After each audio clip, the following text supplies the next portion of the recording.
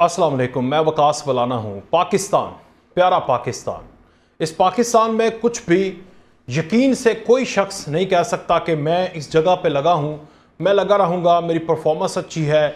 और कोई ये भी नहीं कह सकता कि मेरे बुरे दिन चल रहे हैं और अच्छे नहीं आएंगे। वैसे तो ये तो कुरान पाक की आयत भी है कि हर मुश्किल के बाद आसानी है। बेशक हर मुश्किल के बाद आसानी है। एक शख्स के ऊपर मुश्किल आई 2017 के अंदर, मुश्किलें तो बड़ी आई उसके बाद, 1999 से शुरू हुई, मगर बीच में चार्टर ऑफ डेमोक्रेसी के बाद वो ठीक हुआ। लेकिन 2017 में ऐसी मुश्किल आई और 4 साल ऐसी मुश्किल रही कि लग नहीं रहा था कि वो इन तमाम मुश्किलात से निकलेगा। और उस वक्त जो आसानियों में था, लग नहीं रहा था कि अगले 15 साल वो किसी मुश्किल में पड़ेगा। लेकिन हालात, वक्त किसी का सगा नहीं है। वक्त ने अपनी फेरी फेरी और आज बड़ी खबर, जो सबसे बड़ी खबर, नवाज शरीफ साहब 5 साल बाद उन्हीं तमाम केसेस से बरी हो चुके हैं जिनके जरिए नवाज शरीफ के इक़्तिदार और नवाज शरीफ का सियासत के ऊपर तलवार लटक चुकी थी।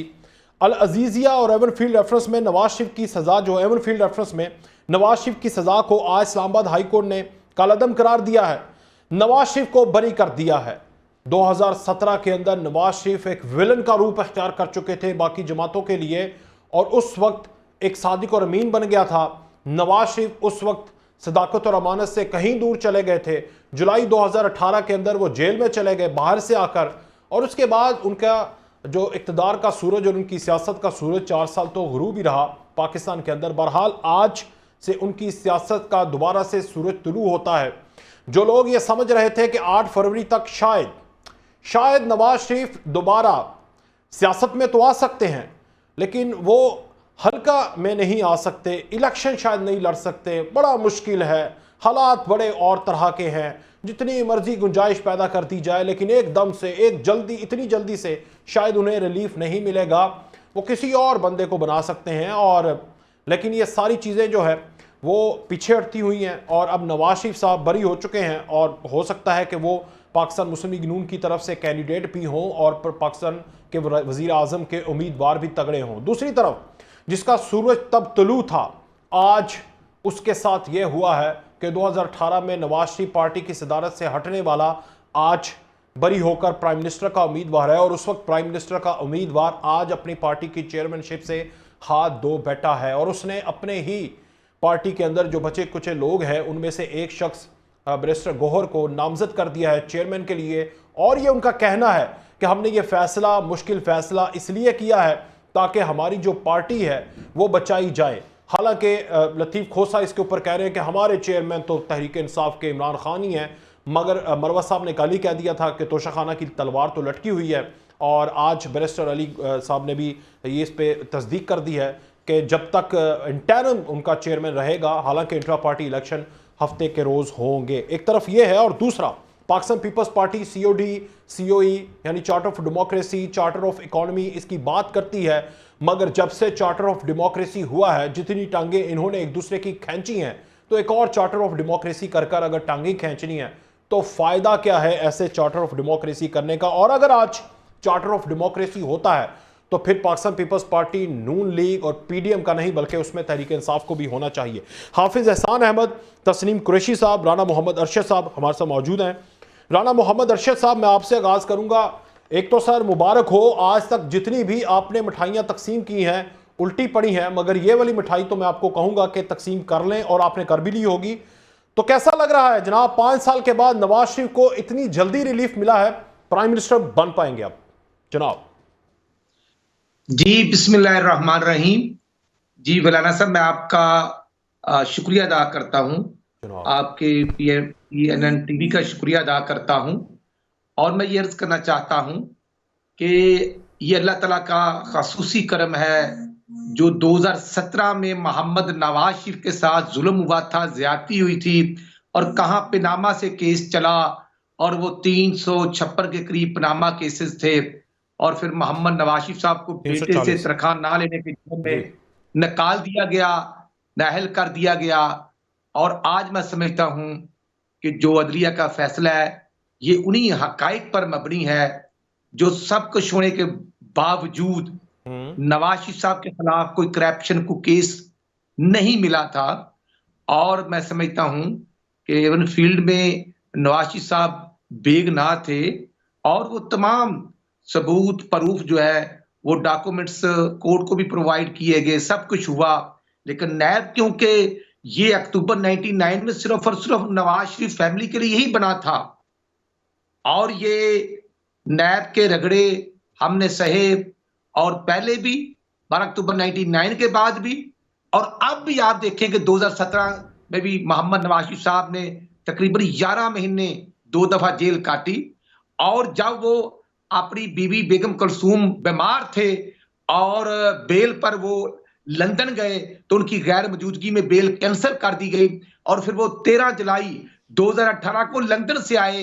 बेगम कुलसूम उनकी अच्छा, बीवी और मरियम नवाज ये चीजें तो सारी हमें असबर हो चुकी हैं, लेकिन मैं आपसे ये पूछना चाह रहा हूं कि आज नवाज शरीफ ने, बड़ी अच्छी बात है, ईमान ही सबका पुख्ता होना चाहिए और अल्लाह पर ईमान तो हर जी शोर इंसान का है, हर चरिंद परिंद का है। उन्होंने कहा मैं मामलात को अल्लाह पर छोड़ा था और अल्लाह ने ही मुझे सुरखरू किया है। बेशक कारसाज तो अल्लाह है, पूरी कायनात का रब्बुल मशरिक वल मगरिब है, मगर अल्लाह के बाद अल्लाह ने वसीले भी बनाए हैं, तो वसीला कौन बना है इतनी जल्दी इंसाफ का? नहीं, इतनी जल्दी कहां, खुदा ना खास्ता आपके साथ विलाना साहब, ये 5-5.5 साल का एक टाइम होता है और 2017 में जो जुल्म शुरू हुआ था ये 2023 का एंड हो चुका है। ये कौन सा हवा का रुख है जो 1 मिनट में बदल गया? 20 अक्टूबर 2023 तक तो नवाज शरीफ को भगोड़ा कहा जाता था, मफरूर कहा जाता था, मुजरिम कहा जाता था। अक्टूबर 2000 नवंबर के अंदर हर चीज से बरी हो गया। तो मुझे तो 1 महीना नजर आ रहा है ना, आपको 5 साल नजर आ रहे होंगे। जनाब राणा साहब, चलें राणा साहब आपसे दोबारा कांटेक्ट करते हैं। एक एक दिन का गुजरना काफी मुश्किल होता है। अच्छा, आप मेरे भाई हैं, आपने जो फरमाया मैं आपकी बात सुन रहा हूं, लेकिन जब 21 अक्टूबर को आए तो मेरे भाई बेल करवा के आए ना, और बेल करवाने के बाद कोर्ट में जा रहे हैं। आज भी नवाज शरीफ साहब इस्लामाबाद कोर्ट में थे और शहबाज शरीफ साहब जो है वो नैब कोर्ट में लाहौर में थे। तो केसेस को हमने अल्हम्दुलिल्लाह, फिर आप मुझसे ज्यादा समझते हैं, 2017 से लेकर नवाज शरीफ साहब ने कोई तकरीबन 150 के करीब पेशियां भुगती थी। मेरे भाई ये तो मुझे याद है, 200 के करीब पेशियां भुगती थी। चलें, अल्लाह ताला ने उन्हें सुरखरू किया है। हम पीपल्स पार्टी मैं समझता हूं कि किसी भी बेगुनाह शख्स पर मुकदमा दर्ज नहीं होने चाहिए, उनका ताल्लुक किसी भी इमरान खान ही हो। मैं समझता हूं, तो मैंने कब अर्ज किया, मैं समझता हूं कि वो पीटीआई के लोग हों या वो कोई भी हो, जो बेगुनाह, किसी शख्स पर बेगुनाह पर मुकदमा दर्ज नहीं होना चाहिए। लेकिन अगर आप 9 मई की बात करेंगे तो जो गुनाहगार है वो गुनाहगार है, जो बेगुनाह है बिल्कुल उनके साथ जुल्म नहीं होना चाहिए। बिल्कुल मैं ये बात बागे दोहल करना चाहता हूं, मैं खुद पॉलिटिकल वर्कर हूं, किसी के साथ जुल्म और ज्यादती नहीं होना चाहिए। नहीं जी, तस्नीम कुरैशी साहब बहुत शुक्रिया आपका भी। आपको कितनी खुशी हुई कि एक बेगुनाह को आज इंसाफ मिल गया, हमारे मुल्क में इंसाफ मिल गया जनाब, जिंदाबाद।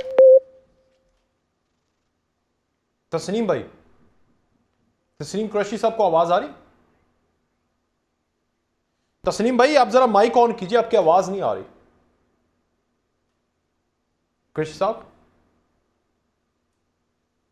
जी जी, तस्नीम कुरैशी साहब नहीं, चले ये प्रोड्यूसर साहब ठीक करिएगा। अच्छा राणा साहब, ये आपने वो जवाब नहीं दिया, वसीला जो है वो इंसान ही बनते हैं, बंदे ही बनते हैं, तो जो पीपल्स पार्टी का गिला है कि इनका वसीला तो कोई और है, ये लाडला प्लस होकर आए हैं, ये प्रोजेक्ट के तौर पर लॉन्च हुए हैं, इन सारी चीज़ों को एकदम से इस तरह इंसाफ मिलना के 1-2 पेशियों के अंदर जो 200 पेशियों में कुछ नहीं निकला था, वो 2 पेशियों में सब कुछ निकल आया कि नवाज शरीफ सुरखरू हुए, बरी हो गए। तो फिर ये जो उनका पर्सपेक्टिव है, इसको जाहिर कैसे कर सकते हैं आप कि आप लाडला प्लस हैं, लॉन्च हुए हैं 21 अक्टूबर को? जनाब, लॉन्च करने वाले पर अल्लाह की लानत, और जो ये ड्रामेगीर है उन पर भी अल्लाह की लानत। और अगर हमने कोई गलत रिलीफ लिया है तो हम भी जवाब दे हैं। भाई जब एक शख्स कह रहा है कि मैं अल्लाह पर सबको छोड़ दिया, तो आप अगर अल्लाह ने इंसाफ कर दिया है और तो लॉन्च कहने वालों पर भी अल्लाह की लानत। हाँ जी राणा साहब, मिलाना साहब, के पेट में दर्द नहीं होना चाहिए। हाँ, पेट में दर्द, अल्हम्दुलिल्लाह नवाज शरीफ अल्लाह ताला की रहमत से अवाम के लाडले हैं, भाई ये 20 साल में जरा आप पेंसिल से लिखें, 20 साल में नवाज शरीफ को 12 अक्टूबर 99 को फर्क किया गया तो 2002 का इलेक्शन कंटेस्ट करने की इजाजत नहीं थी। फिर 2008 का इलेक्शन भी नवाज शरीफ ने कंटेस्ट नहीं किया, 2013 का किया, 2018 का भी नहीं किया। हाँ, जो हमारे 16 महीने के वजीर खारजा थे गालिबन बिलावल साहब, सब गिरफ्तार हुए। नवाज शरीफ 2 दफा गिरफ्तार हुए, शबाशी हुए, हमजा शबाज 23 महीने गिरफ्तार रहे, राणा सनाउल्लाह रहे, जरदारी साहब भी हुए, उनके फैमिली मेंबर भी हुए। और अगर तो नहीं हुआ तो आपका वजीर खारजा बिलावल साहब गिरफ्तार नहीं हुए और नहीं होना था। लाडले वो थे। मुझे ये नहीं इतराज कि वो गिरफ्तार जी। यार एक तो आवाज का मसला आ रहा है क्या जी राणा साहब? पार्टी तो हम इकट्ठे थे, तो आज क्या वजह बन गई कि आज परेशानी है, ये आप जरा समझे कि प्योर पार्टी और हमारा मंशूर अलहदा है, हम पार्टियां अलहदा है। तो अब उनका जो एक बयानिया है, जो इलेक्शन कैंपेन का बयानिया, वो अगर बना रहे हैं तो हमें एतराज नहीं, लेकिन मैं समझता हूं कि इस तरह के अलकाबात देना, और आप नवाज शरीफ साहब की 4-5 दिन पहले वाली मरी वाली भी तकरीर सुन ले, सियालकोट वाली भी तकरीर सुन ले, 21 अक्टूबर वाली भी तकरीर सुन ले। मेरे भाई, ये 9 मई वाला वाकया हमने नहीं किसी को कहा था करें, और उससे पहले या बाद 10-10 केसेस में, 4-4 केसेस में घर बैठे जमानतें होती रही, हमें नहीं इतराज किसी पर। लेकिन मैं समझता हूं अब मेहनत करनी है, और मेहनत करने में अगर एमकेएम चौधरी शहजाद साहब और अख्तर मैंगल इमरान खान के इत्तेहादी हों तो ठीक है, और अगर वो पार्टी के साथ इत्तेहादी हो तो फिर भी ठीक है, और अगर हमारे साथ मिल जाए तो इसमें परेशानी नहीं है। इसमें सवाल एक ही है ना राणा साहब, अब जरा मुझे सुने, जरा वो तस्नीम भाई का प्रोड्यूसर साहब जल्दी कीजिएगा, जरा उनसे भी उनका टेक लेते हैं। लेकिन राणा साहब, इसमें मसला ये है ना कि एमकेएम आपके लिए फिलर पार्टी हमेशा के लिए थी। आप कहते थे ये उंगलियों पे नाच के गई है, जाके उसने 130 जिसकी मेजोरिटी थी, 130 मेंबर थे, उसकी हुकूमत बनवा दी। बाप के लिए आप पाप का वर्ड इस्तेमाल करते थे, खुद मरियम इस्तेमाल करती थी। तो ये सारी पार्टियों को तो आप एस्टैब्लिशमेंट की कठपुतली कहते थे।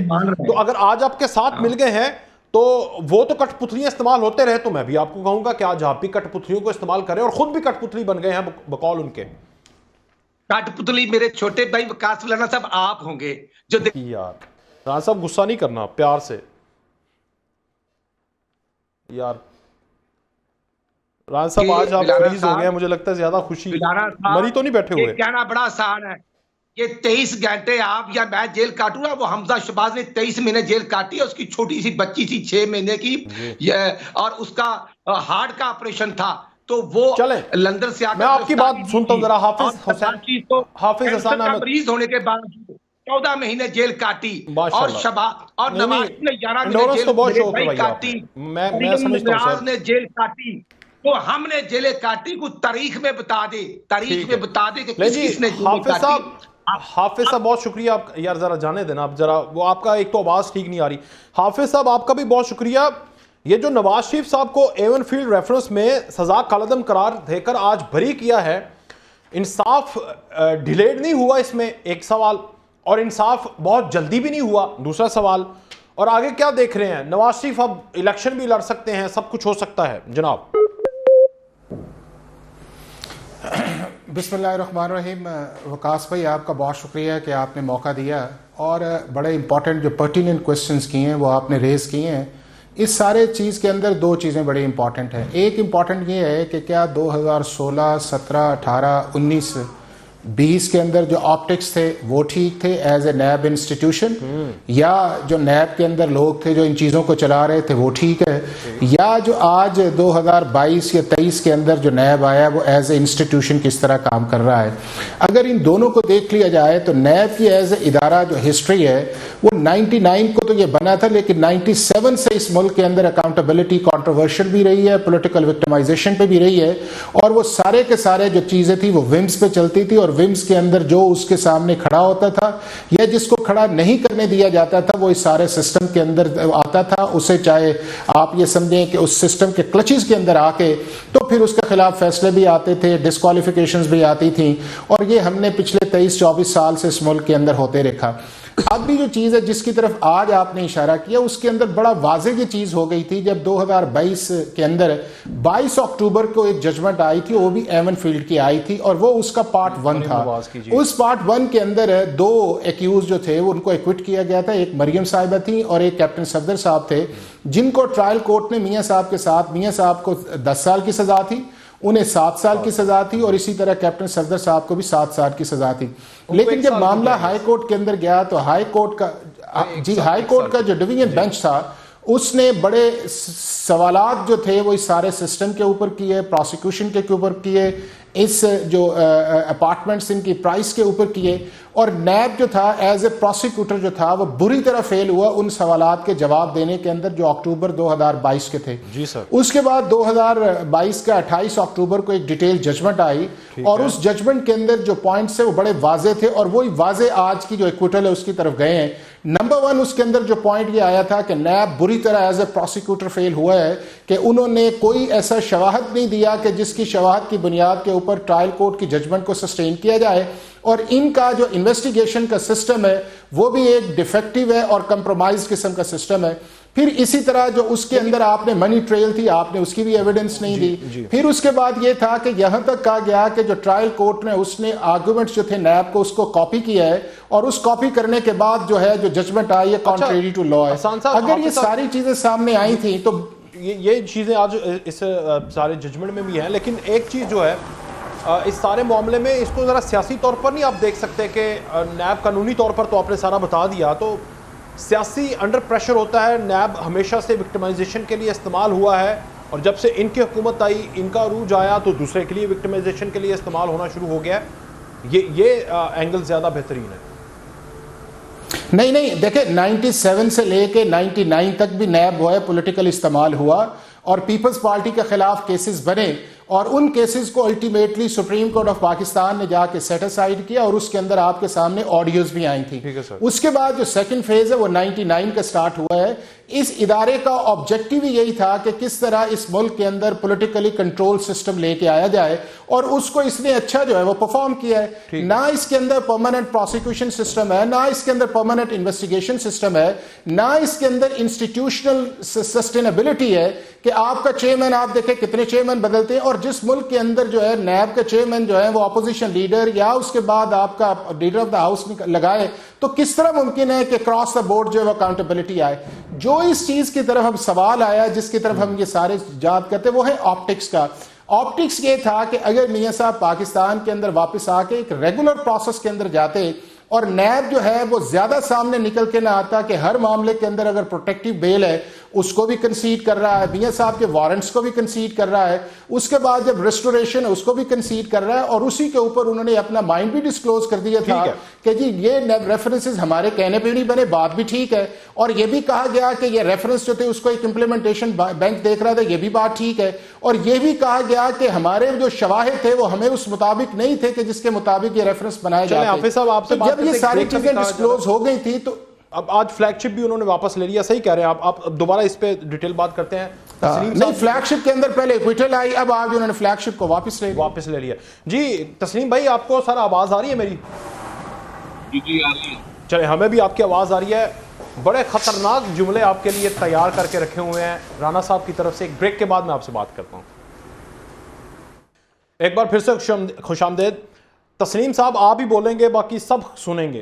तस्लीम साहब, एक तो नवाज शरीफ साहब ने जिस तरह कहा ना कि मैंने अल्लाह के ऊपर फैसला छोड़ा था और अल्लाह ही बेहतर फैसले करने वाला है, उसने आज फैसला करवा दिया है। एवन फील्ड में अल अजीज़िया में नवाज शरीफ बरी हो गए हैं।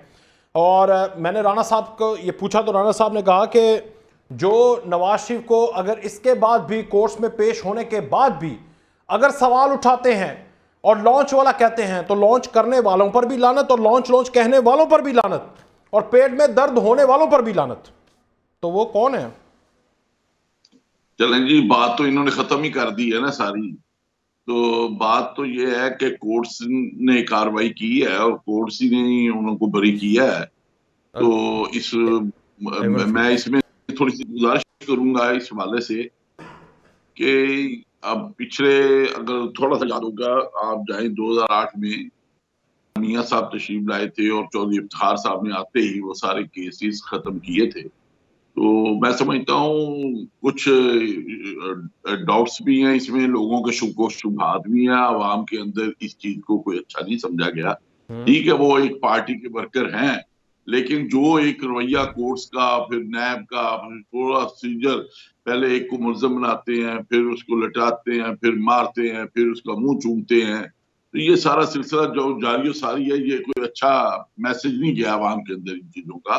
तो बहरहाल इसी चीज को हम देखते हुए हम सुप्रीम कोर्ट से भी गुजारिश करेंगे कि एक रेफरेंस जनाब जुल्फकार अली भट्टो की कत्ल के हवाला से, जो कि जुडिशियल मर्डर हुआ उनका, वो भी कोर्ट में पड़ा हुआ है, तो वो भी मेहरबानी करें, इसी तरह की कोई कार्रवाई फरमाएं, जैसा कि आप देख रहे हैं। उसके लिए तो आप खुद कहते हैं कि लाडला होना पड़ता है, इंसाफ है। देखें जी, यही बात है, हम लाडला होने की बात ही कर रहे हैं, लेकिन हम ये जरूर कहेंगे कि हमारे जो ऑनरेबल चीफ जस्टिस साहब हैं सुप्रीम कोर्ट के, उनको ये केस जो है ना, इसको लेना चाहिए, और जुल्फकार अली भट्टो के हवाले को एक बहुत बड़ी जुल्म और ज्यादती हुई एक लीडर से, अजीम लीडर के साथ, हमें ये बाकी तो सब बात की पैदाइश है ना, ये तो जुल्फकार अली भट्टो वो अजीम लीडर है जिसने इस पाकिस्तान के अवाम को एक जुबान दी, उनको एक सोच दी, और वही सोच आज तक चल रही है। आज जो उन्होंने वो सोच दी कि गरीब को हिम्मत दी, हौसला दिया, आज जो भी पॉलिटिकल पार्टी मैदान में आती है, चाहे नून लीग हो, चाहे पीटीआई हो, जमात इस्लामी, वो गरीब की बात करती है, जो जुल्फकार अली भट्टो ने शुरू की थी। तो इसलिए आज के बाद आप ये कहना छोड़ देंगे, बिलावल भी कहना छोड़ देंगे कि ये लॉन्च हुए हैं, प्रोजेक्ट के तौर पर आए हैं, वो तो ड्यू प्रोसेस के जरिए अपनी तमाम तर चीजों को समाप्तों के जरिए जब हम ये बात करेंगे ना, ये आवाम को समझ आ रही है क्या हुआ है, क्या हुआ, ये आपको और मुझे बताने की जरूरत नहीं, मुझे नहीं समझ आ रही ना, मैं तो आपसे समझना चाहता हूँ। तो हमारी इख्तलाफी गुफ्तगू शुरू हो जाएगी। मैं वो ये नहीं चाहता। आपका बहुत अच्छा प्रोग्राम चल रहा है, दोस्तों ने बड़े अपने अपनी राय दी है, तो मैं भी इस्तेकाक रखता हूँ कि मैं भी अपनी राय दूं। तो मैं इसलिए ये गुजारिश करूंगा कि हमेशा जो हमारे मुल्क के अंदर हुआ है, माजी के अंदर भी, जिसको उन्होंने लाडला पहले बनाया था, उसको अंदर भेज दिया गया। ठीक है, उसने रियासत के साथ बहुत बड़ी ज्यादती की है, बहुत जुल्म किया है 9 मई के हवाला से, लेकिन जो उनको तरबियत देने वाले थे, उनका कोई रिजल्ट सामने नहीं आया। तो इसलिए ये जरूरी नहीं है। ठीक है, इमरान खान ने अगर ये प्लानिंग की है, सारा कुछ किया है, तो उसको मैं समझता हूँ आवाम के अंदर लेके आना चाहिए इन चीजों को, और उसके मुताबिक फैसले होने चाहिए। तो इसलिए मैं ये चाहूंगा इस मुल्क के अंदर। और आप आज ये भी कह रहे हैं कि अगर नवाज शरीफ को लॉन्च करना है तो ये भी गलत है, 4 साल बाद इससे भी ना जी भर जाए, ये भी कहना चाह रहे हैं। देखिए, मैं ये कहना चाह रहा हूँ कि जो हमारे इदारे हैं, उनको सबको अपना अपना काम करना चाहिए। ये जो कुछ इदारों का खेल चल रहा है, जो माजी में हुआ है, आपने देखा है कि एक जमात बनाई गई, फिर उसको लाया गया, फिर उनको लटाया गया, फिर वापस किया गया, फिर यही इसी तरह मियां साहिबान जो जिनके साथ इनके बकौल के बड़ी ज्यादती हुई, उनके साथ जुल्म हुआ, फिर उसके बाद उनको सजाएं दी गई, सजाओं के बाद अब उनको मिठाई खिलाई जा रही है। हाँ जी, तो ये चीजें मैं मुनासिब नहीं समझता। इससे कोई इदारों का, मैं वाज़ेह कह रहा हूँ, कोई अच्छा मैसेज नहीं गया आवाम के अंदर, अवाम के अंदर ये अच्छी चीज नहीं गई। तो इसलिए जरूरी है कि हमें इस्तेकाम पाकिस्तान की तरफ चलना चाहिए। पाकिस्तान का इस्तेकाम बहुत जरूरी है। इस वक्त शायद इस्तेकाम पार्टी की बात करें। जी जी, ठीक है, आपकी ख्वाहिश है मेरी ख्वाहिश नहीं बात की जाए। तो इसलिए मैं समझता हूँ आज जो माशी आप डाली है, जो आपके मामलात हैं, उनको आप इसी तरह इकट्ठा करके, मैं अभी पूछता हूँ आपसे चार्टर फॉर डेमोक्रेसी का भी, अगर इदारों ने अब तहिया कर लिया है कि हमने पाकिस्तान को मजबूत करना है, तो वो तमाम पॉलिटिकल पार्टीज को फ्री हैंड दे, वो मैदान में आए, अपना अपना इलेक्शन लड़े, और उसके बाद जो अक्सरियत से आए, जो जिसके पास अक्सरियत ना, वो दूसरों को मिला के गवर्नमेंट बना दे।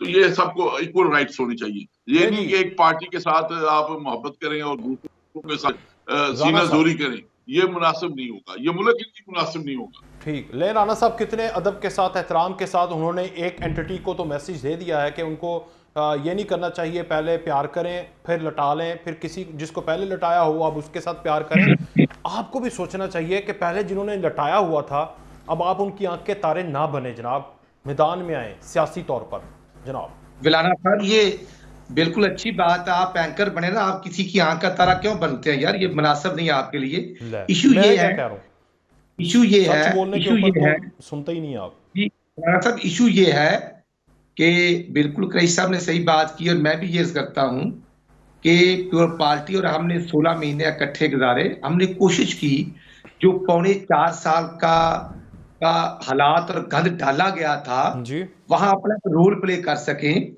और ये बात 2019 में शिबाशी साहब ने एज ए अपोजिशन लीडर की थी और बिलावल साहब ने की थी, मसाके मशीयत की, लेकिन मजाक उड़ाया गया था।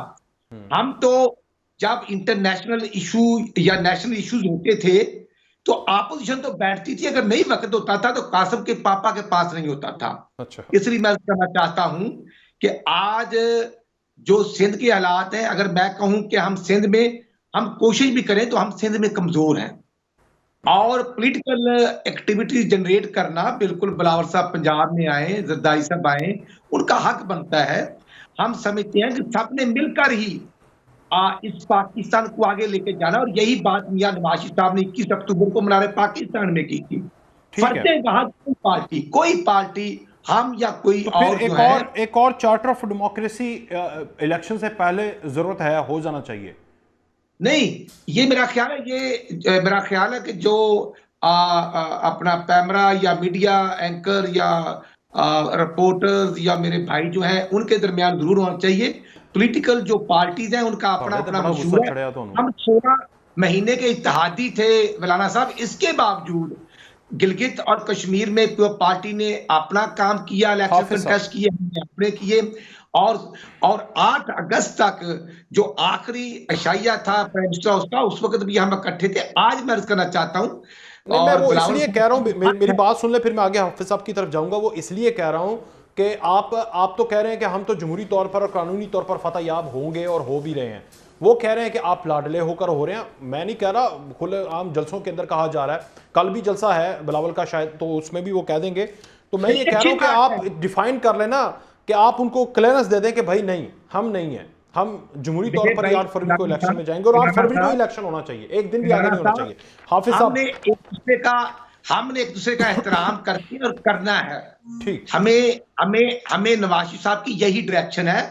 दूसरी बात यह है कि मैं समझता हूं सबको मेहनत करके, अब लाडलापन के मुतलाशी तो बहुत से लोग हैं और परेशानी बहुत से लोगों को है, लेकिन सब ने मेहनत करके ही आगे आना है। हम और आज मौलाना साहब, हमने जो इलेक्शन हाफिज साहब की तरफ जाने देना करने के लिए डिस्ट्रिक्ट और डिवीजन कोऑर्डिनेटर बनाए हैं, हमने पार्लियामेंट बोर्ड बना दिया है, हम मेहनत कर रहे हैं, कोशिश कर रहे हैं। जबरदस्त आ रही है खबरें, समझ आ रही है। लेकिन हाफिज साहब आप बताइएगा सर, जैसे आप कर रहे हैं इस तरह गुजारा नहीं होता। ये 1 घंटा कैदे तन्हाई का बड़ा मुश्किल होता है। हमने भी कैदे काटी है और पार्टी ने भी काटी है। कोई हमें आसान आप कह रहे हैं कि मैं अगर जेल में जाऊंगा तो मुझे आपके दर्द समझ आएगा, ये कहना चाह रहे हैं? अल्लाह बचाई रखे, मैंने कौन सा मिनिस्ट्रियां लेनी है, झंडे लगाने हैं, वो तो आप लगाते भी रहे हैं। अच्छा जी, हाफिज साहब, यार जरा हाफिज साहब का टाइम है ना, टाइम कम है जरा। हाफिज साहब क्या लग रहा है सर, ये जो पहले आंख का तारा था आज आंख का तारा नहीं है, वो आज तो चेयरमैनशिप से भी गया, तो वापसी की कोई उम्मीद हो सकती है, पॉलिटिकली कानूनी दोनों? देखिए चीज़ ये है कि अगर तो आप इसको पहले लीगल फॉर्मेट के अंदर देखें तो लीगल फॉर्मेट इसके अंदर ये है कि जो पीटीआई के चेयरमैन है वो इस वक्त पाकिस्तान की एक अदालत है उससे वो कॉन्विक्ट हुए, उन्हें 3 साल की सज़ा हुई है, और उस शख्स जो है जो पाकिस्तान की अदालत से किसी भी कोर्ट ऑफ लॉ से कॉन्विक्ट होता है तो उसको हमारा जो कॉन्स्टिट्यूशन का आर्टिकल 63 है उसके अंदर उसका जो 63(1)(p है उसके अंदर 5 साल के लिए उसको डिस्क्वालीफाई किया जाता है। ठीक है। अब इस वक्त आप देखें तो मियां साहब का भी स्टेटस एक कॉन्विक्टेड का है, उनकी अभी अल अजीजिया के अंदर एक्विटल जो अभी बाकी है, और इनकी जो है वो आपको जो नॉमिनेशन पेपर के जरिए जो इन्होंने पेपर्स जमा करवाने थे assets declaration election commission of Pakistan का, उसका कॉन्सिक्वेंस के अंदर जो आया है वो जो एडिशनल सेशन जज की सजा है वो कॉन्विक्टेड है। तो कॉन्विक्टेड शख्स इसलिए इंट्रा पार्टी की तरफ जो अब जय है, जो उनका एक आया है कि हम नया अपना लीडर बनाएंगे, तो वो इसीलिए ये है कि ना वो शख्स पाकिस्तान के इलेक्टोरल प्रोसेस में हिस्सा ले सकता है और ना ही वो किसी पार्टी का हेड हो सकता है। और इसी तरह मियां साहब भी 2018 के अंदर अपनी पार्टी हेड से जो है उन्हें रिमूव कर दिया गया क्योंकि एक कॉन्विक्टेड शख्स नहीं है। तो लीगली तो उसकी पोजीशन इस वक्त ये है कि जितनी देर तक उनकी कॉन्विक्शन जो, और कल उनका केस लगा हुआ है इस्लामाबाद हाई कोर्ट के अंदर, अगर वो फरवरी जो हमारा दिसंबर के 10 तक एक इलेक्शन शेड्यूल के एक्सपेक्टेड है, अगर उससे पहले पहले वो कॉन्विक्ट जो है उनके एक्विटल में चली जाती है तो वो इलेक्टोरल प्रोसेस में हिस्सा ले सकेंगे, और अगर वो नहीं होता तो वो फिर इलेक्टोरल प्रोसेस के अंदर हिस्सा नहीं लेंगे। तो उनका जो लीगल सिस्टम है वो उसकी इजाजत नहीं देगा कि वो 2024 के इलेक्शन के अंदर जाएं। दूसरा उसका जो पॉलिटिकली उसका ये है कि अल्टीमेटली जो फैसला है वो पाकिस्तान की आवाम ने करना है, और पाकिस्तान की आवाम जो है वो इस वक्त इतनी बाशऊर हो चुकी है कि उसे अब पता ये है कि लाडला कोई नहीं होना चाहिए, लाडला इस वक्त पाकिस्तान का आम आदमी होना चाहिए। जो सबसे बड़ा सफरर पाकिस्तान का आम आदमी है, उसको 75 साल से इस मुल्क के अंदर ना इंसाफ मिल रहा है, ना अच्छी गवर्नेंस मिल रही है, ना उसको बेसिक फैसिलिटीज मिल रही हैं। उसके 3 करोड़ से ज्यादा बच्चे जो हैं वो स्कूल से बाहर हैं, उसके 3 करोड़ 3.5 करोड़ से बच्चे ज्यादा वो स्टंटेड ग्रोथ पे हैं, उसकी जो 60% से ज्यादा आबादी है उनको एम्प्लॉयमेंट नहीं मिल रहा। उसके बाद ये है कि यहाँ पे एजुकेशन जो है, बावजूद इस चीज के कि आपने मैंडेटरी 10वीं तक की हुई है, इस मुल्क के अंदर एजुकेशन उसे नहीं मिलती, अस्पताल जाता है उसे दवाई नहीं मिलती, पुलिस का आप देख लें कि इस मुल्क के अंदर कितना जालिमाना निजाम है। तो वो इन सारे जो हमारे इदारे हैं या ये पार्लियामेंटेरियंस हैं या पॉलिटिकल पार्टीज हैं, उन्हें ये कहता है कि इस लेवल प्लेइंग से अपने आर्गुमेंट्स को निकालें और इस मुल्क के अंदर पाकिस्तान की बेहतरी और पाकिस्तान के आम आदमी की बेहतरी के लिए आप काम करें। तस्नीम साहब, यही चीज़ें मैं आपकी तरफ लेकर आ जाता हूँ। चार्टर ऑफ डेमोक्रेसी करके आपस में कभी उसने हुकूमत में आना है, कभी मैंने आना है, लेकिन इन चीज़ों से बाहर निकलकर अगर ये हो जाए कि लाडला अवाम है, वो आम शहरी, वो 3 करोड़ बच्चा जो स्कूलों से बाहर है, वो 79% जो कल वर्ल्ड बैंक भी कह रहा था पढ़ लिख नहीं सकता, वो किसान जो कि पिस रहा है, वो थर के बच्चे जो भूख से मर रहे हैं, ये लाडले अगर आप उन्हें लाडला आप बना लेना तो जितना मर्जी कोई लाडला हो जाए आप ताकतवर होंगे। तो इस तरफ तवज्जो दें जनाब।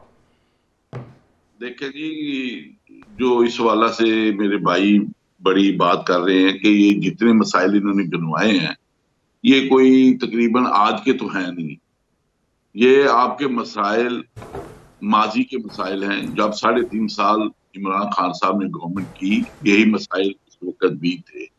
ये कोई नहीं हुआ कि नहीं थे और आज हो गए हैं। तो बहरहाल इन मसाइल को हल करना चाहिए। जो मिसाक जमहूरियत साइन हुआ तो बड़ी पार्टियों के दरमियान कि हमने जो इदारे हैं उनको मजबूत करना है, मुल्क को माशी हालत उसकी हमने बेहतर करनी है, और उसके ऊपर हमने जो माजी में हमने गलतियां की हैं वो हमने नहीं दोहरानी। लेकिन मैं समझता हूँ कुछ एस्टेब्लिशमेंट के उस वक्त के नासमझ लोगों ने वो बर्दाश्त नहीं हुआ और उन्होंने एक इमरान खान की सूरत में एक पार्टी को बनाया, मजबूत किया, और जब उसने 10 साल का वो ताकत में आए तो फिर वो उन्होंने उनके गिरबान को पकड़ लिया, जिसकी वजह से आज ये जो हमारे इदारे हैं और हमारे जो रियासी इदारे हैं जो खसूसी तौर पर, वो इसी चीज से परेशान भी है कि 9 मई के वाक़ये ने हमारे मुल्क को मजबूत नहीं किया बल्कि कमजोर करने की कोशिश की है। तो इसलिए ये मिसाक जमहूरियत आज भी हम ये कह रहे हैं। आपको थोड़ा सा माजी में ले जाऊं तो मोहतरमा शहीद जब असेंबली के अंदर मियां नवाज शरीफ की गवर्नमेंट थी तो मोहतरमा यही कहा करती थी कि हम सब कर मुल्क को आगे लेके चले, लेकिन वहां पर शेर ऐसे लोग थे उनके साथ जो बेहुदा गुफ्तगू करते थे और हमेशा पार्टी के दोनों सरबराहों को या पार्टी के वर्करों को आपस में हाथोपाई करते थे। मिसाक जमहूरियत ये हुआ, एक नया कल्चर डेवलप हुआ जिससे एक दूसरे का एहतराम